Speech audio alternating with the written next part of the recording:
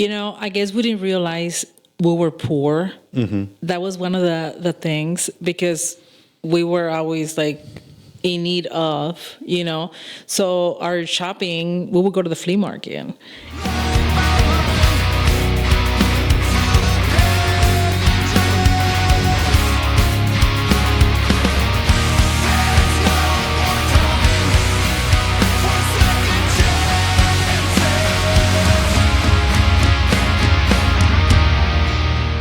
Sandra, welcome.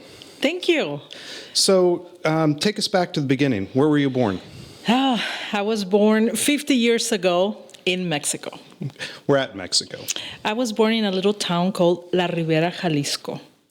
And that is where, for us people in the United States that have no idea of anything other than the United States. It is like 2 hours from Guadalajara, which is the main city in Jalisco. Okay. And what was your family like? Tell us about, how many brothers, sisters you had, what your parents were like. I have a brother and I have a sister, and then I have a half brother. So my dad used to work, he was a heavy equipment operator. So he used to travel. So in one of these travel journeys to work, he met my mom, and they got together. And then we were very united. My mom always missed her mom, so that's why we kept going back to the little town of Jalisco. So we were very close. Okay. So what was life like for you back in Mexico? Oh, my God, Mark. It was...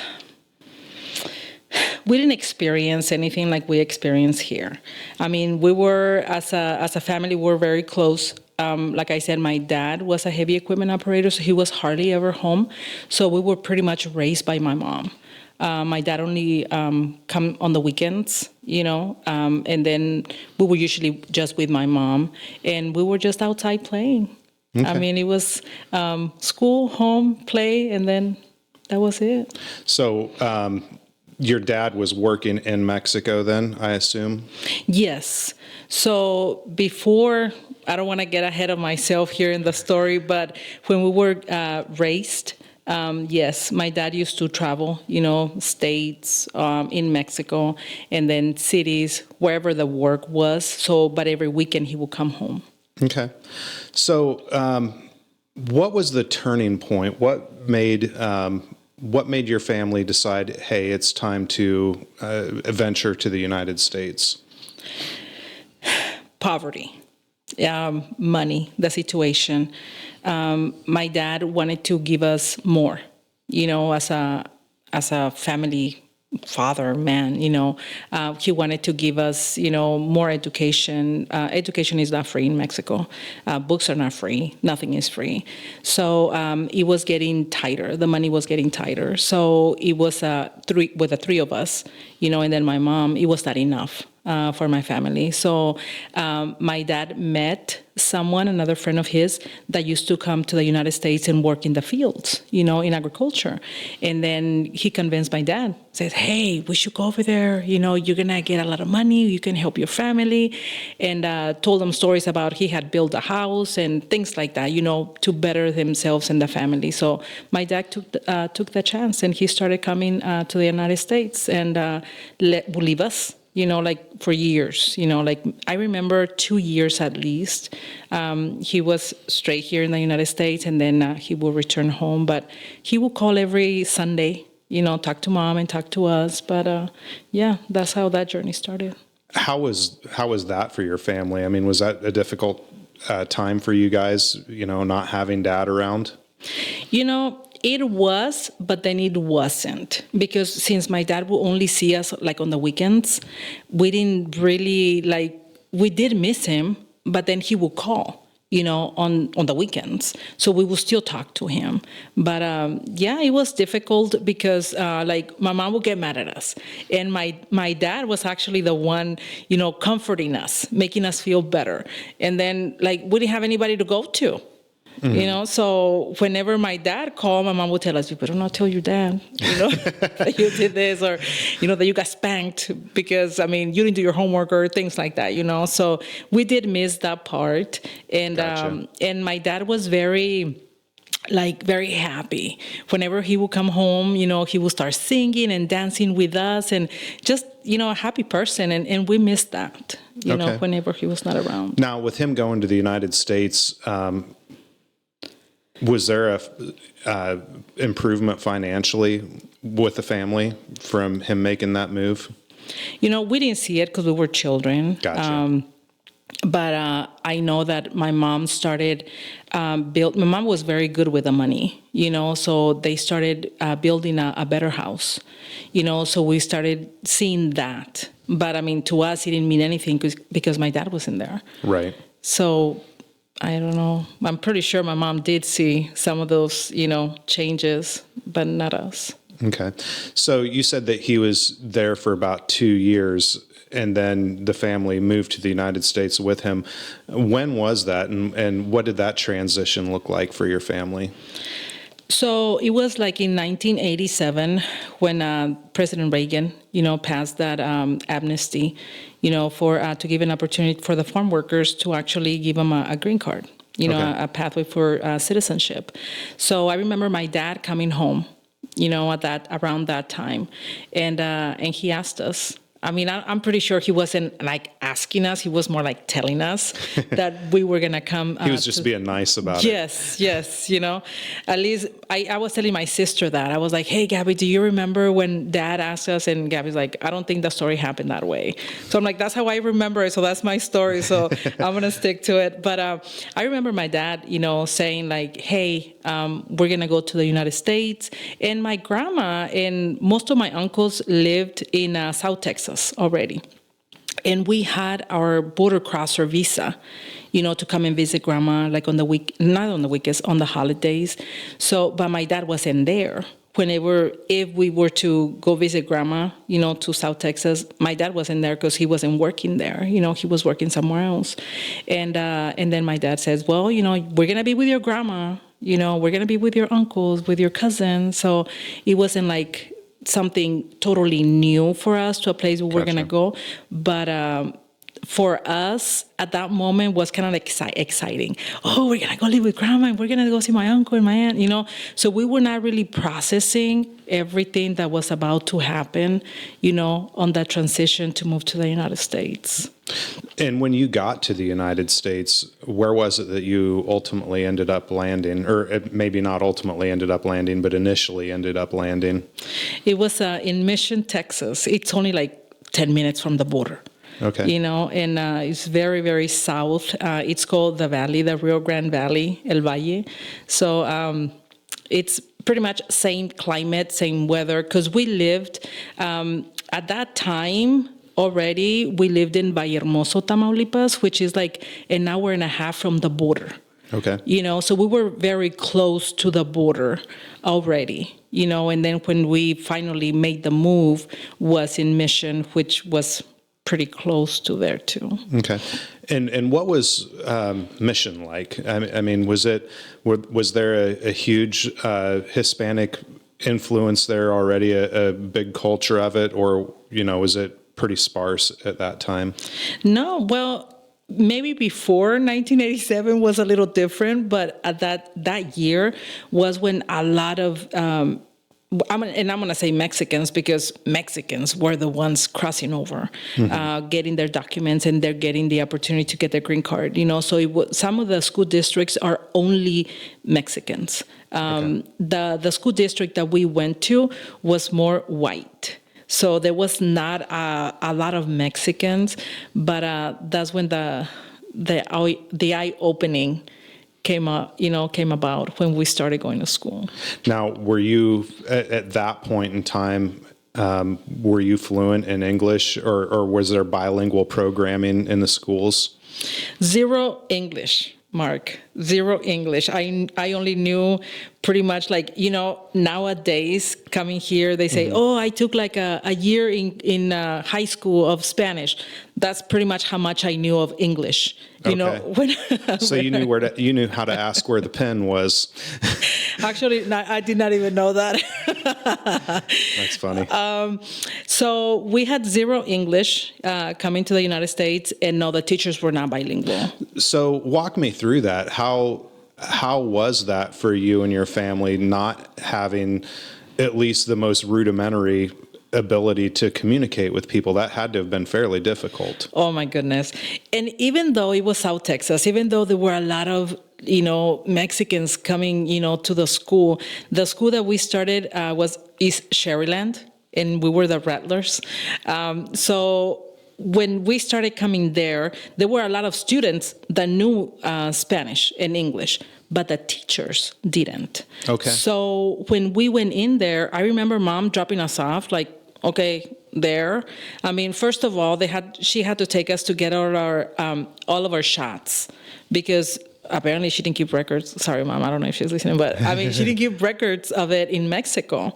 So when we came to the U.S., that was the first thing they wanted to check, make sure we had the shots. So we had to go get all of our shots. And I was 13, okay, when I came to the U.S. at that time. I was 13, and my sister was 15, and my brother was 7. So all of us were at the clinic, at the health clinic, getting our shots. And then Mom says, well, she went to drop us off. Now, another thing, when we came to the U.S., I was in 8th grade in Mexico. My sister was in 11th in Mexico, and my brother was in 3rd. So when I came here, I started in 6th grade. You might have to explain that one just a little bit for me. Yes. My sister was in 11th, and she started in 8th grade here.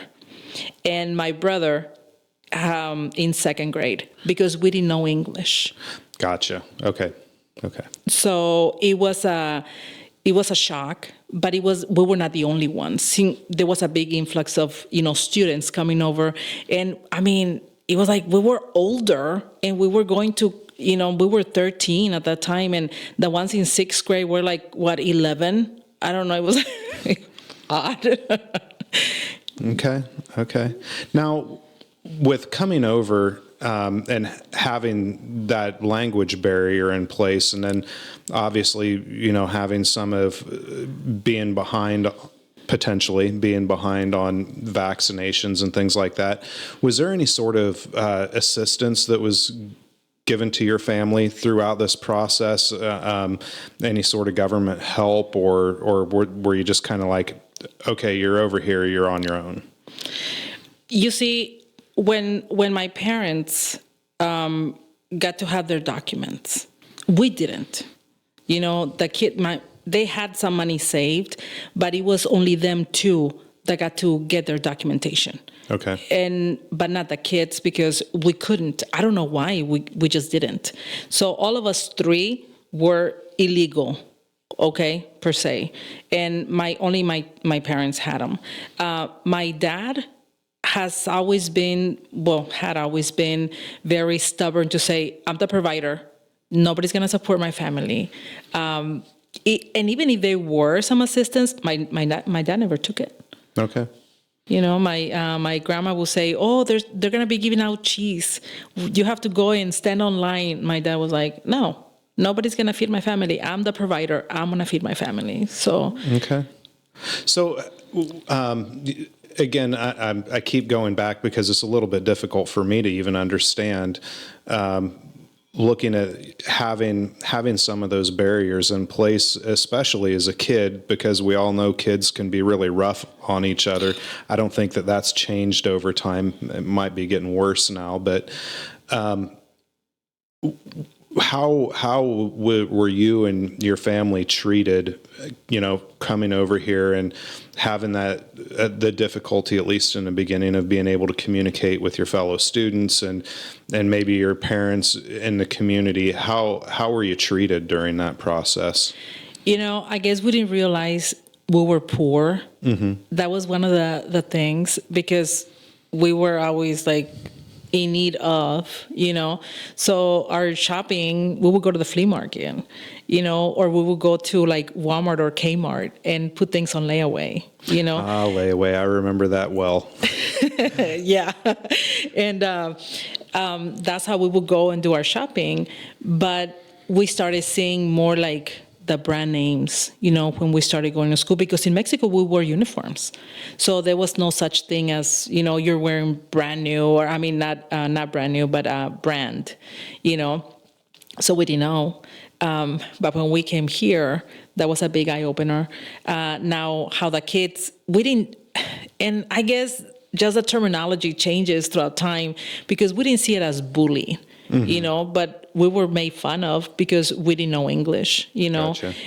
They would talk in Spanish. Even our same friends, that we thought they were our friends, they will speak in English, and we were like, okay, we don't understand what you're saying, and it was tough. It was tough because I was talking to other friends of mine, like, hey, how was it for you? It's like, man, it's hard because, you come from the school where you're very familiar with, in Mexico. We were familiar with them. We had our friends. We all spoke the same language. We all looked the same, and then all of a sudden you come here and not everybody likes you. Not that you think, they like you. So it was a big culture shock, to come here and you're leaving your friends, you're leaving your comfort zone, to come here and kind of be the outcast and then made fun of, and then not knowing the language, not knowing like, okay, I'm not dressed like you, I don't speak your language, I'm in a different school. I mean, it was totally different, and it's it can be traumatic. So what about your parents? Were there any noticeable ways that they were being treated in the community? I don't know. I don't know about my parents, how they felt. What I can tell you is that I remember them going to the fields and working there. And my sister, we didn't have a washer, we didn't have a dryer, because we live with my grandma, and we love my grandma, but from having your own, coming here and not having anything, everything totally different. You don't even, oh my God, it's totally another world. Even though when we came back home, we spoke with my parents in Spanish, and things like that. But it was still like that reality of coming the next day, going to school and going through the same thing. It was not fun. It was not fun. But I remember Mom coming home one day from working in the fields, and she came home early. And me and my sister were washing clothes by hand. And Mom came with a sock wrapped around her hand, and we asked her what was wrong with her, and she had gotten a cut because apparently she was working with the onions in the fields, and there's like big scissors there, and she cut her hand with one of the scissors. Okay. And then, we didn't have health care. We didn't have nothing. And this is something, Mark, that is very important to bring up, because people have misconceptions about, immigrants are here to take our benefits, or, However, for somebody that knows, kids, that don't have documents, we're not eligible for healthcare. We're not eligible for none of that. So it's not like, they're going to go to the clinic and they're going to get Medicaid, they're going to get our funds, from the government. No, they can't. Even if we did, I think my dad would have been like, no, yeah. I have to cover this. But my parents didn't have health care. Well, I keep going back whenever somebody says something about, somebody coming from another country. It really doesn't matter what the country is, maybe except Canada. When somebody says, they're coming over here, they're taking our jobs. And there's a comedian that said, if somebody that has no support system, doesn't speak the language, maybe doesn't have an education, and has no skill set, is able to take your job, maybe them coming over here isn't really the problem. That's right. So I've just always thought that was funny, because it's really true. People they paint the picture that, it's this evil thing that people are coming over here. But when you look at the the data behind where we're at as a country, we need immigrants coming over. Again, regardless of what country they're coming from, we have a lot of boomers that are going out of the workforce, and the Americans, we don't have the backfill coming into, so because we're following the same pattern that Japan had 20 years ago, so we don't have nearly as many people coming into the workforce. Even though we have a lot of manufacturing jobs going overseas, there's still a lot of jobs here that can't be filled. So we have to have some sort of migrant population in the United States. But, then you have the people over here saying, well, they're taking our jobs, That's not factual at all, but which is where I think conversations like this is really important, because, you see an image on TV of what it looks like for the people coming over here, but you never hear the stories of what they're truly going through when they get over here. Mm-hmm. Yeah, it's easier, for somebody who is in the other side, to comment or to state their opinions. At one time I was at work, and someone says, hey, how's it living the American dream? And it kind of hit me. I'm like, what? Like, it wasn't my dream. It wasn't my dream to come here and get bullied. It wasn't my dream to come here and start, 2 grades lower than what we were, or made fun of, or, it wasn't my dream to leave my home, my comfort zone. It wasn't. Mexico is beautiful. If you go, there's a lot of people going there, hey, I'm going to go to Cancun, and they say like with pride, I'm going to go on vacation. I'm going to go to, I don't know, Mazatlan, whatever, Acapulco, and, Mexico is beautiful. We have beautiful people. Our food, we don't have Latin food. We have Mexican food, specifically. Yeah. It's like, oh, the American food. Yeah, but we have specific, our mole, enchiladas, like we have beautiful, our people are very welcoming. We don't want to leave, but the poverty, is what was pushing families, to come here to the United States. Nobody wants to drown to cross the border. If there was an amnesty that we could, and I'm not going to go politics because I don't like to discuss that, but sure, if there were more opportunities, for someone to come here and get it right and do it right, we also want to get it right. It's not just, we're taking, we're like a punching bag, for all these, like, whoa, but it's like, okay, if there was an opportunity, we would take it.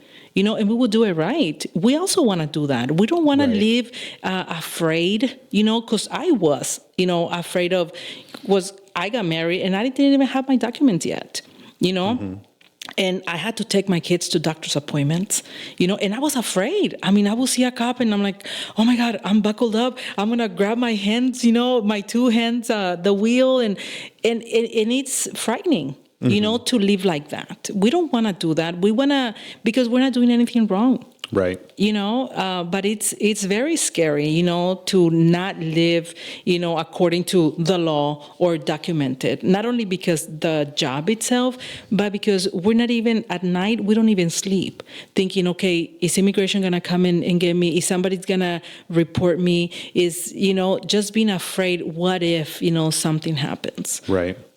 So, during that time, you're getting through school, and your family is out working. What are the jobs that they're doing? Your mom out in the field, evidently? Yes, both of my parents were working in the fields because that's all they knew. That's all they knew. And believe it or not, our own people are the most racist, the most prejudiced, against each other. Unfortunately, that's the way it is. You see someone that cannot be successful, and they don't help. Being like, nobody told my dad, like, hey, you can work over here at the warehouse. You can. No, it's like we're all working in the fields, and no one was helping anybody, making them get a better job or a better opportunity. So that's all my parents knew. They had no English. They had no, even though my dad was a heavy equipment operator in Mexico for the longest time, who was going to hire him with no English, and nobody would assist someone, like here, push them, hey, you can do this, you can do that. That's fine. You can learn English later on. No, nothing like that. So how long did it take them, and maybe we're fast forwarding here, I don't know, but how long did it take your mom and dad to get some sort of grasp on the English language to where they could somewhat assimilate? Never. Never. It's kind of like you cannot teach old dogs new tricks. My dad, he passed away in 2012, I think. He did not even become a citizen because of his pride.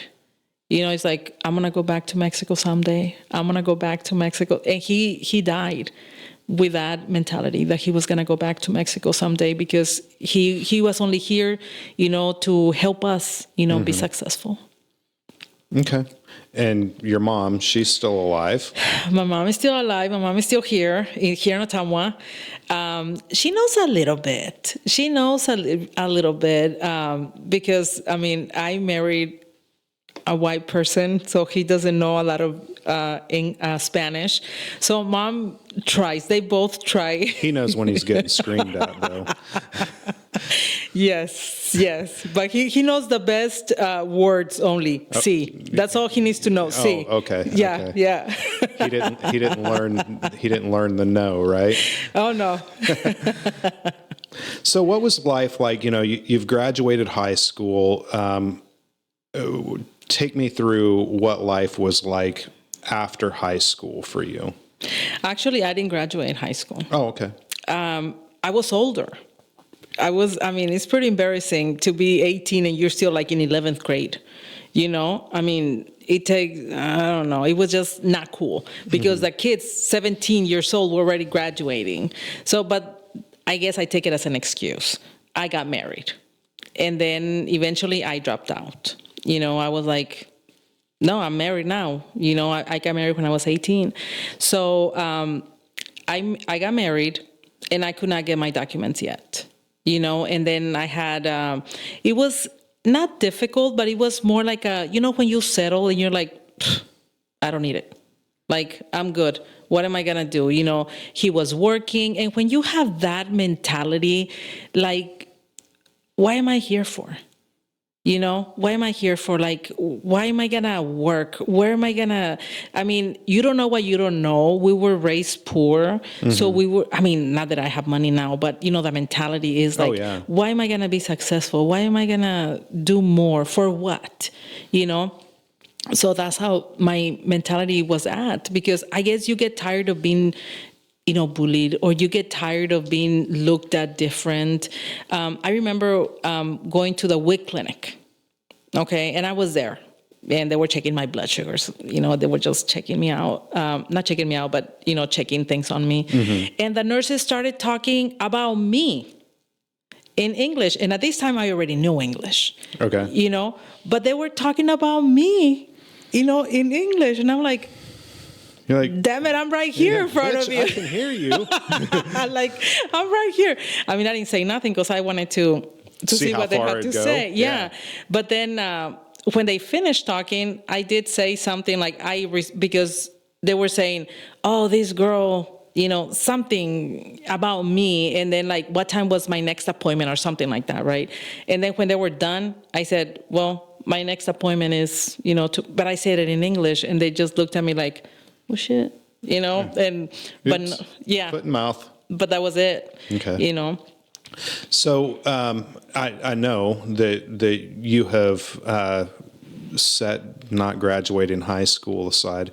I know you've had a successful college career at this point. You've made it through some college, and tell us about that experience.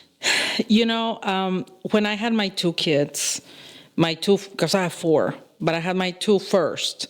I had my dad's sister, my aunt. She saw something in me, and she's like, hey, I think you should do something, And I'm like, I don't know. I don't know. I have my kids. I mean, well, I don't know, and she's like, yeah. And she was into law enforcement, So my husband at that time, he was a truck driver. So he will be gone, kind of like my dad, he will be gone during the week and then he will come home, on the weekend, whatever. So at this time, I said, there were rumors about immigration coming to the houses and knocking on the houses and, stuff.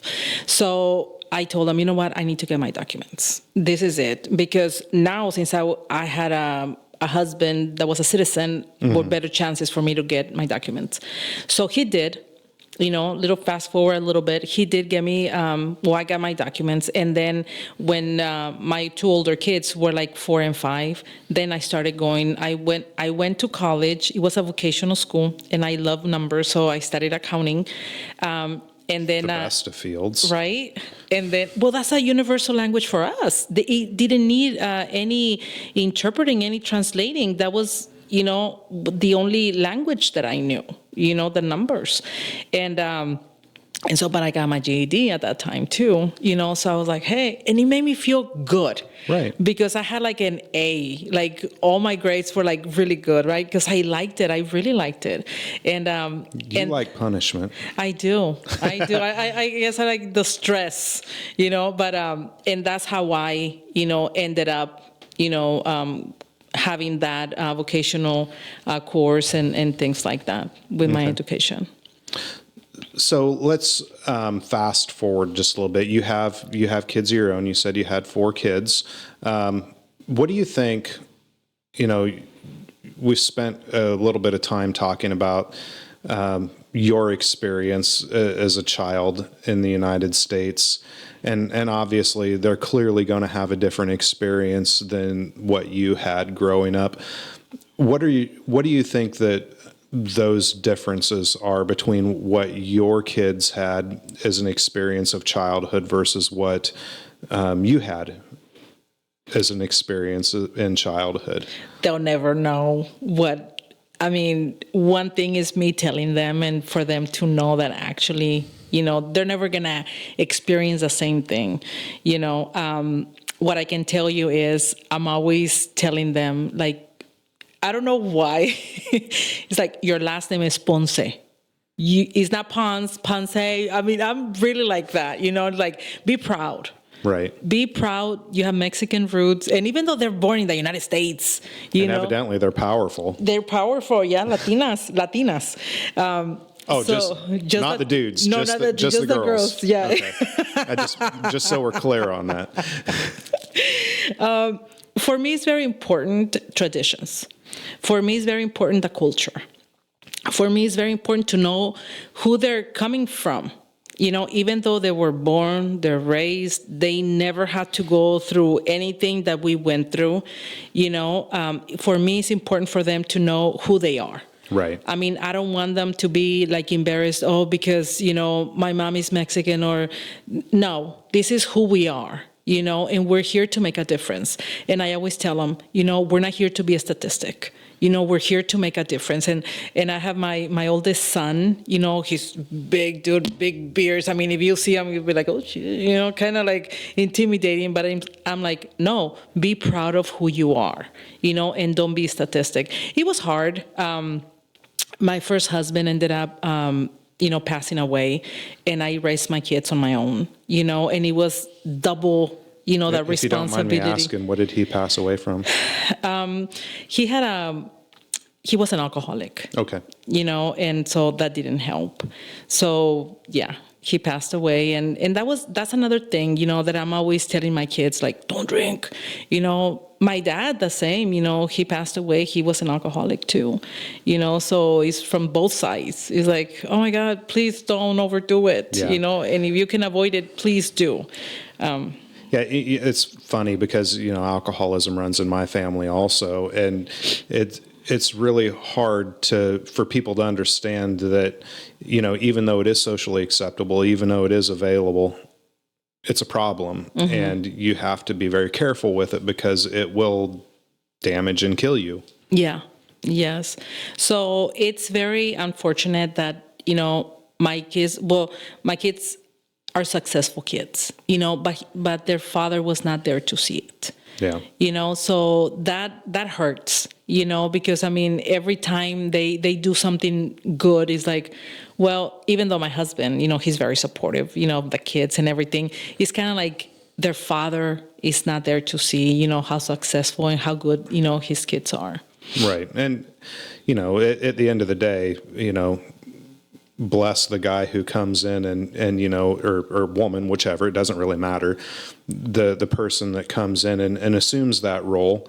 At the end of the day, the paternal or maternal part of that is good to have around, and it does make things a little harder. I'm assuming that he had passed away at some point early on in their lives. Yes, he passed away. Oh my God, like 2010, 2011. Okay. So it's been, the kids were little. Gotcha. The kids were little, and we were already here. We had been separated, and he was in South Texas, and I was here with the kids. So what made you, I guess that's a good question that I didn't get to. What made you make the decision to move from Texas to Iowa? It's going to be the same thing that my parents moved, from Mexico to South Texas or to the United States. South Texas, we are pretty much on the same level. I see everybody as bilingual. You have some type of certification or career, and you're not important, pretty much. Minimum wage is what they pay you.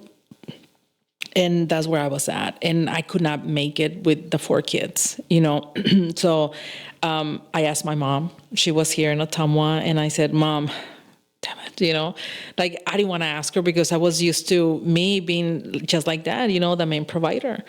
And I asked her and I said, I need help. I need help, and I needed a washer. My washer broke, and Mom says, I can send you money to fix the washer, but I cannot send you all the time. It'll be easier for me to help you if you come and live here with me. Then it wasn't the wintertime when you got here, was it? It was. Oh. Yes, that's totally another hour of complaining. So that was in November, and Mom says, it'll be better, if you come here and I can help you. Okay. And I said, okay. So I packed my kids. I guess I packed one couch, my 4 kids, their backpacks full of clothes, and I moved here to Ottumwa in November 2008. It was freaking cold. I hated it. Yeah.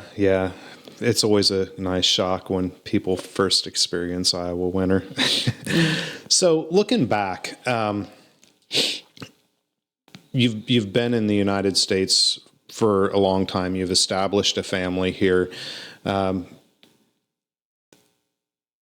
Is there anything, even from your mom's perspective, is there anything that you would have done different over that course of time? And I don't mean, like I would have taken biology instead of accounting or anything like that. I mean, in your life in general, is there anything looking back that you think you would have, could have, should have done different? Of course. I would have stayed in school if I, now looking back, because my sister did. My sister stayed in school and she finished, a 4-year degree, her bachelor's degree. My brother, one of the things that we didn't mention is my brother is a U.S. veteran, so when he turned 18, right after high school, he joined the Army. I remember Mom was working and she could not even, my parents got divorced pretty early on after we came to the United States. I guess they were not used to live together. Because he was always away, and I don't know. The quickest thing to kill a marriage is living together. Yeah, right? At least it was ours. So I think, I don't know, my mom probably has another story, but that's what we noticed, And so my brother we were living mostly with my mom. Gotcha. And then my brother enlisted. And my mom was not even there because she had to work. She had 2 jobs, so she was not there to say goodbye to my brother, when he left. And I was, I was there because I was like, oh, okay, Mm-hmm. So he retired. Awesome. Yeah, he retired in the Army. He went 3 times, to Afghanistan. So he's a full-blown veteran, and we're very proud of him. My sister is here, with us too. And if I could go back, I could just tell myself, finish school. This is so important. This is going to take you far. This is, will give you more confidence, and I would just tell myself, like, just believe in yourself. You're not the only one going through this, Right. And just keep my chin up. Speaking of, you're not the only one going through this. And we're going to leave politics out of this, but there are a lot of people right now, not just currently, but over the last decade, that are going through exactly what you just told us is your story, and maybe probably some, in a lot more harsh circumstances than what you're going through. What would your advice be to those people? Just to hang in there. There's no good advice, bad advice. What I can tell you, and even though we don't want to talk about politics or anything like that, everything affects, Sure. Any situation. Like, for example, living here in Ottumwa, we see a lot of people coming, from Haiti, the refugees. It's very easy for us to judge. It's very easy for us to say, why don't they just learn English? It's so hard to understand them. What is, because we don't want to have a hard time. We just want it easy because we're here. Why don't they learn because they came here? They should know how to do that because they should adjust to America. They should, Right. And that hits home.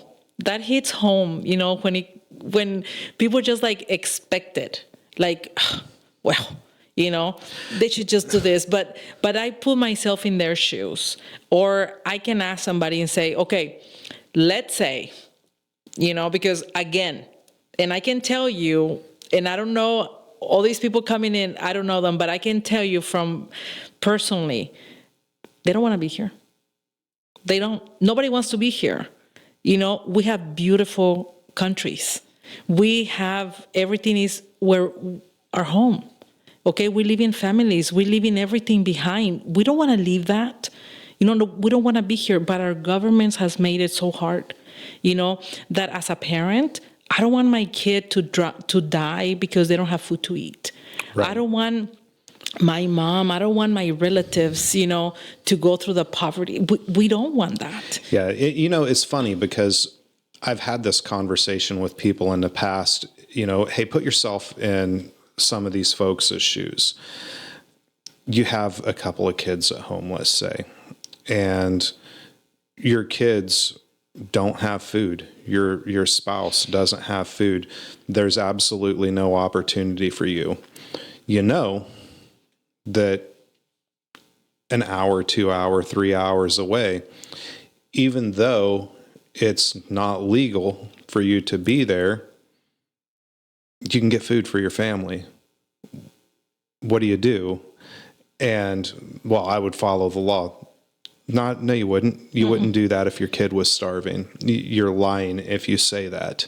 And I think that we all know that the red tape that you have to go through to get into this country is pretty extraordinary. I have a personal story from my family of trying to get somebody over here from the Philippines, and it was costly and it was time consuming. It wasn't an emergency situation. Luckily, the resources were there and the time was there that they could get over here appropriately.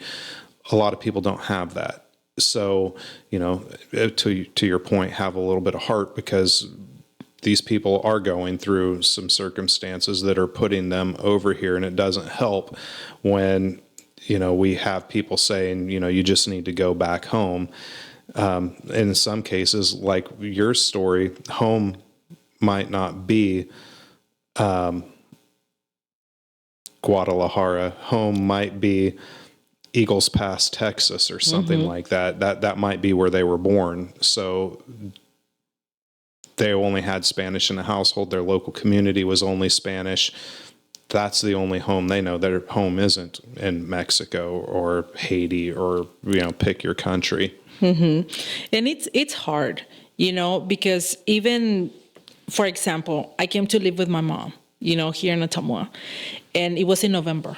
Okay, it was like the first week of November, November 8th, I remember, So we came here, and my mom, of course, had 2 bedrooms upstairs and then the basement, whatever. And she says, well, you and Brittany, because I have only 1 daughter and then 3 sons, you and Brittany can stay over here upstairs, and then the boys can stay in the basement. I'm like, no, I'm going to stay with everybody. All my kids are going to stay together. I'm going to go with them to the basement, and I enrolled them in school. And they started school. And then my mom says, hey, why don't you go to the store and get like Thanksgiving dinner? And I said, okay. So I went to the store in the morning. And when I was coming back home, my son, RJ, he was there. And I'm like, what are you doing here? What do you do? I mean, they're good kids, so I didn't think they got in trouble, but why was he home, right?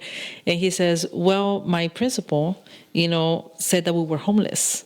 And we're getting food for you for Thanksgiving. And I'm like, what? Like, oh my God. It just hit me. Like, oh my God. We're homeless, because we live with my grandma. We don't have a home of our own. Sure. We're homeless. It was very impactful, because I'm trying to survive. Per se, I left my home. I left everything in Texas.